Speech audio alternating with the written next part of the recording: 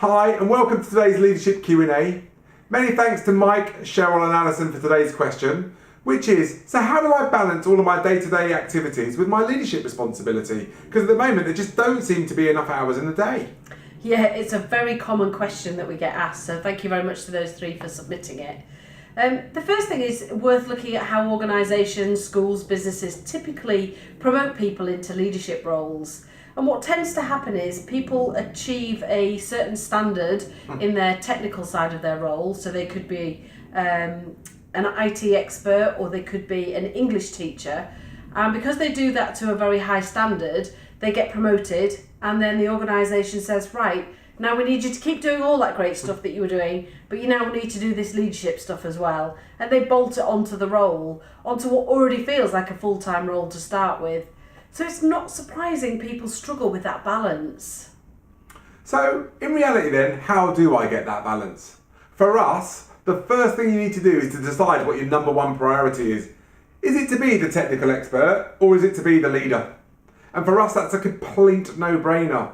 Once you have that responsibility for people, that has to be your number one priority. Think about the level of influence you have and the impact that you can have with your leadership hat on the results. Yeah, if you don't make that your number one priority, you might just as well have stayed as the technical expert. So it really is a no-brainer for us.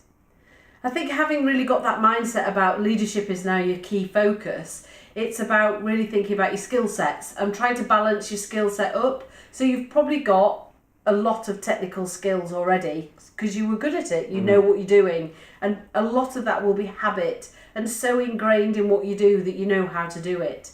So it's about balancing that on the leadership side and getting just as good and as skillful at doing the leadership things. So you need to ask yourself some searching questions.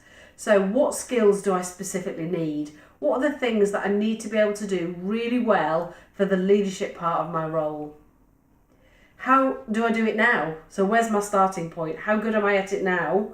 And then finally, what do I need to develop and what help might I need?